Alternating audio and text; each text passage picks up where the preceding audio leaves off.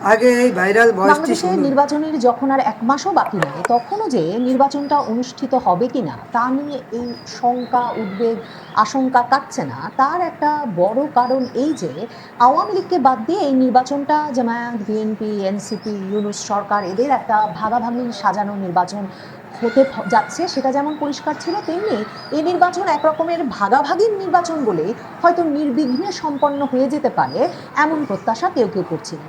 কিন্তু ক্রমেই স্পষ্ট হচ্ছে যে যেমনটা হয় ভাগাভাগির ক্ষেত্রে, কে বড় ভাগ নেবেন, কতটা নেবেন, ভাগে কার কম পড়ছে না বেশি পড়ছে, সেসব নিয়ে দ্বন্দ্বে কিছুতেই একটা আপোষ রফায় পৌঁছানো যাচ্ছে না। এবং বিএনপি জামাত ভাগাভাগিটা ঠিকমতো করতে না পারবার কারণে এখন ক্রমাগতভাবে একে অপরের প্রতি তাদের অভিযোগ বাড়ছে। কারণ জামায়াতের আমির ডাক্তার শফিকুর রহমান যতই নির্বাচনের পর জাতীয় সরকার গঠন বিষয়ে বিএনপির সঙ্গে আলাপ করে আসুন না কেন, কিংবা তারেক রহমান ডক্টর মোহাম্মদ ইউনূসের সাথে তার বাড়িতে গিয়ে দেখা করে, মানে যমুনায় গিয়ে দেখা করে তাকে হয়তো প্রেসিডেন্ট হওয়ার প্রতিশ্রুতি দিয়ে আসুন না কেন, মনে রাখতে হবে যে বড় ভাগ মানে বেশি আসন যার কাছে যাবে তার কাছে যে একটা নিয়ন্ত্রণের ক্ষমতা থাকবে, সেই নিয়ন্ত্রণের ক্ষমতাটুকুও কেউ কাউকে ছাড়তে রাজি হচ্ছেন না।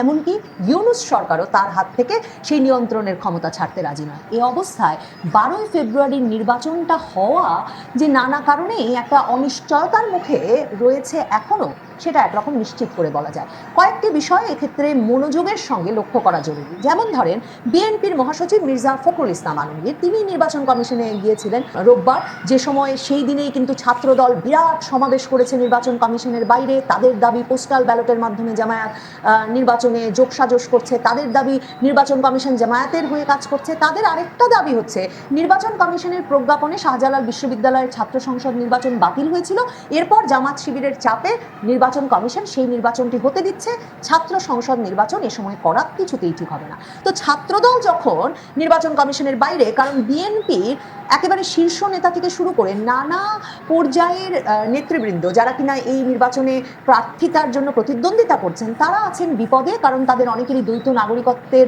প্রমাণাদি প্রতিদ্বন্দ্বী পক্ষের হাতে আছে, এবং বিএনপির অনেকগুলো আসনেই এই প্রতিদ্বন্দ্বী প্রার্থীদের মনোনয়ন বাতিল হয়ে যাওয়ার একটা শঙ্কা আছে।